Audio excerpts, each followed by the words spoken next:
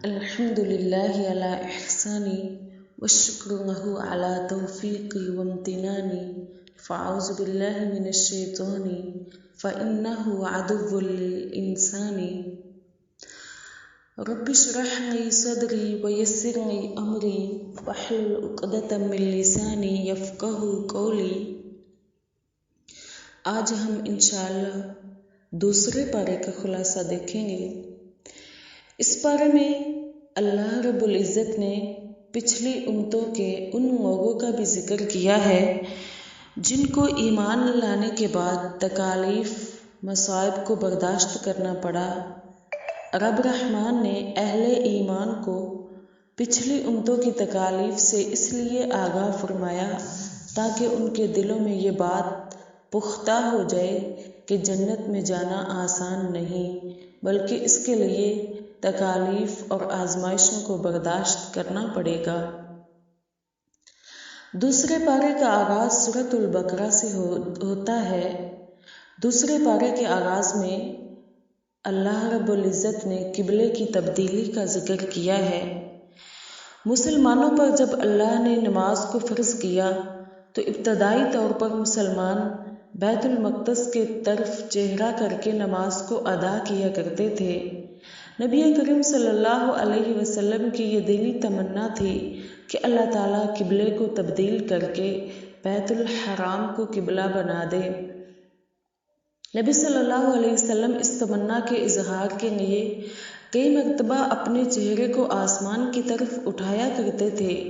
اللہ تعالیٰ نے نبی کریم صلی اللہ علیہ وسلم کی اسی دلی تمنا کو پورا فرما کر بیت اللہ الحرام کو قبلہ بنا دیا۔ اس پر بعض کم عقل لوگوں نے تنقید بھی کی کہ جس طرح قبلہ تبدیل ہوا مذہب بھی تبدیل ہو جائے گا۔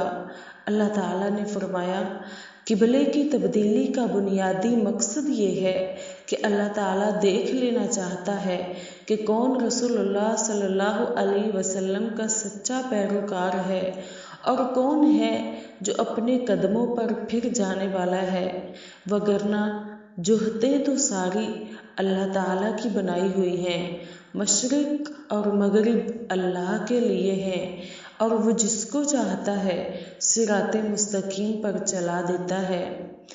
اس بارے میں اللہ تعالیٰ نے اس بات کا بھی ذکر کیا ہے کہ اہل کتاب کے پختہ علم والے لوگ رسول اللہ صلی اللہ علیہ وسلم کو اس طرح پہچانتے تھے جس طرح باپ اپنے بیٹوں کو پہچانتے ہیں، لیکن اس کے باوجود ان کا ایک گروہ جانتے بوجھتے ہوئے حق چھپاتا ہے۔ اس کے بعد اللہ تعالیٰ نے حکم دیا کہ اس کے بندوں کو اس کا ذکر کرنا چاہیے۔ اللہ تعالیٰ ارشاد فرماتے ہیں فَاذْكُرُونِي أَذْكُرْكُمْ، تم میرا ذکر کرو میں تمہارا ذکر کروں گا، تم مجھے یاد کرو میں تمہیں یاد کروں گا۔ یہ بات بالکل واضح ہے کہ اگر اللہ تعالیٰ ہمارا ذکر کرنا شروع کر دے تو ہماری کوئی مصیبت اور کوئی دکھ باقی نہیں رہ سکتا۔ اس کے بعد اللہ تعالیٰ نے اپنے مومن بندوں کو مخاطب ہو کر کہا، اے ایمان والو، صبر اور نماز سے مدد حاصل کرو، بے شک اللہ صبر کرنے والوں کے ساتھ ہے۔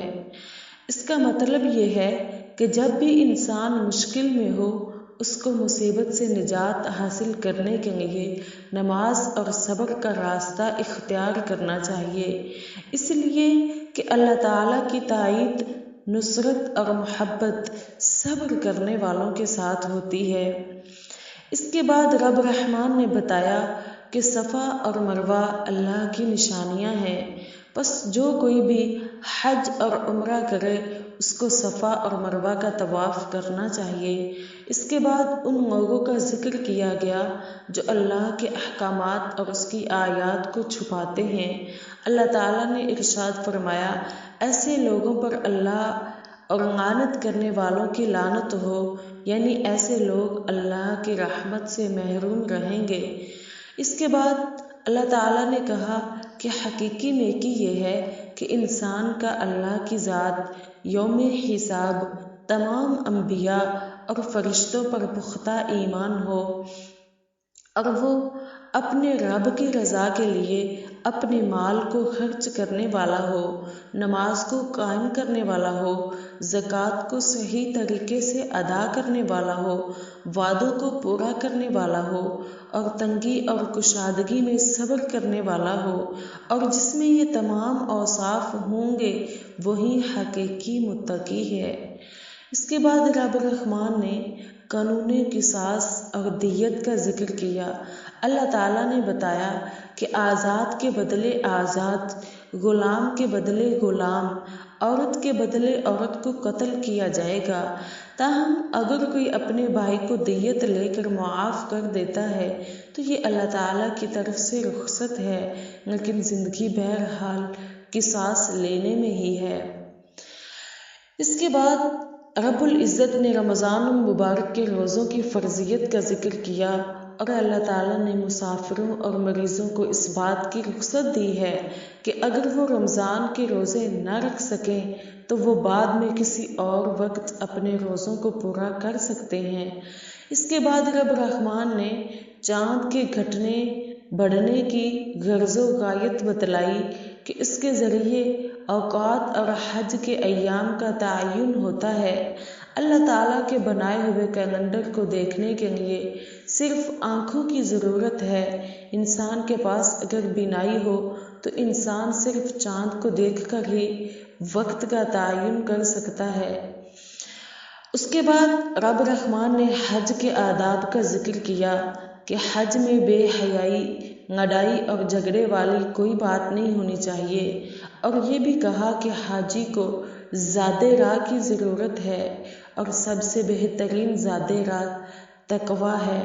اس کے بعد اللہ تعالیٰ نے بتایا کہ بعض لوگ دعا مانگتے ہیں کہ اللہ تعالیٰ ہمیں دنیا میں بہترین دے، جبکہ بعض لوگ جو ان کے مقابلے میں بہتر دعا مانگتے ہیں وہ کہتے ہیں کہ اے پروردگار ہمیں دنیا میں بھی بہترین دے اور آخرت میں بھی بہترین دے، اور ہمیں آگ کے عذاب سے بچا۔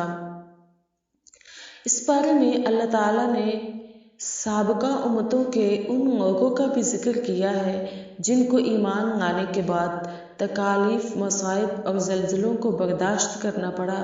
اللہ تعالیٰ نے اہل ایمان کو پچھلی امتوں کی تکالیف سے اس لیے آگاہ فرمایا تاکہ ان کے دلوں میں یہ بات پختہ ہو جائے کہ جنت میں جانا آسان نہیں، بلکہ اس کے لیے تکالیف اور آزمائشوں کو برداشت کرنا پڑے گا۔ صحابہ کرام نے اللہ تعالیٰ کے اس فرمان کا بڑا گہرا اثر لیا اور اللہ تعالیٰ کے راستے میں بے مثال قربانیاں دی۔ حضرت بلال کو حرا کی تپتی ہوئی سر زمین پر لٹایا گیا، تپتی ریت پر ان کی کمر کو جھلسا دیا گیا، ان کے سینے پر سنگ گیرا رکھا گیا، آپ کے سینے میں سانس تنگ ہو گیا، لیکن پھر بھی آپ احد احد کا نعرہ لگاتے رہے۔ حضرت سمیہ رضی اللہ عنہا کو ظلم کا نشانہ بنایا گیا۔ ابو جہل نے ان کے جسم کے نازک حصوں پر نیزوں کو مارا اور ستم کے اوپر ستم کیے۔ آپ کی ایک ٹانگ کو ایک اونٹ کے ساتھ اور دوسری ٹانگ کو دوسرے اونٹ کے ساتھ باندھا گیا، ایک اونٹ کو ایک طرف ہانکا گیا اور دوسرے اونٹ کو دوسری سمت ہانکا گیا۔ سمیہ رضی اللہ عنہا کا وجود چرچرایا اور دو ٹکڑوں میں تقسیم ہو گیا۔ سمیہ رضی اللہ عنہا نے جام شہادت کو نوش فرما لیا، لیکن رب کی توحید سے ہٹنا گوارا نہیں کیا۔ صحابہ کرام کی طرح ہماری بھی یہ ذمہ داری ہے کہ ہم بھی رب رحمان کی خوشنودی کے حصول کے لیے ہر طرح کی قربانی دینے پر آمادہ اور تیار رہیں۔ اس بارے میں رب رحمان نے دین سے پھر جانے کے وبال کا بھی ذکر کیا کہ جو شخص اپنے دین سے منحرف ہو جائے، پھر جائے اور کفر کی حالت میں مرے گا تو اللہ تعالیٰ اس کے اعمال کو ضائع کر دیں گے۔ اس بارے میں اللہ تعالیٰ نے شراب اور جوے کے بارے میں بتایا کہ گو ان میں بعض فائدے والی باتیں بھی ہیں، لیکن ان کے نقصانات ان کے فوائد سے زیادہ ہیں۔ اس لیے پوری انسانیت کو ان سے بچنے کا حکم دیا۔ اس کے بعد اللہ تعالیٰ نے ناپاکی کے ایام میں عورتوں سے اجتناب کا حکم دیا اور طلاق کے مسائل کو بھی بیان فرمایا کہ طلاق کا اختیار مرد کے پاس 2 دفعہ ہوتا ہے۔ اگر وہ مختلف اوقات میں 2 دفعہ طلاق دے دے تو وہ اپنی بیوی سے رجوع کر سکتا ہے، لیکن اگر وہ تیسری طلاق بھی دے دے تو پھر رجوع کی کوئی گنجائش نہیں رہتی۔ اس کے بعد اللہ تعالیٰ نے رضاعت کی مدت کا ذکر کیا کہ عورت اپنے بچے کو 2 سال تک دودھ پلا سکتی ہے۔ اس کے بعد اللہ تعالیٰ نے بیوہ کی عدت کا ذکر کیا کہ بیوہ عورت کو چاہیے کہ 4 مہینے اور 10 دن تک عدت پوری کرے۔ اس کے بعد اگر وہ کہیں اور نکاح کرنا چاہے تو اس کو اس کی مکمل اجازت ہے۔ اس کے بعد اللہ تعالیٰ نے نمازوں کی حفاظت کا ذکر کیا کہ تمام نمازوں خصوصاً درمیانی یعنی عصر کی نماز کی حفاظت کرنی چاہیے۔ اللہ سے دعا ہے کہ اللہ دوسرے پارے میں بیان کیے گئے مضامین کو سمجھنے کی توفیق عطا فرمائے اور ان سے حاصل ہونے والے اسباق پر عمل پیرا ہونے کی بھی صلاحیت عطا فرمائے۔ آمین ثم آمین۔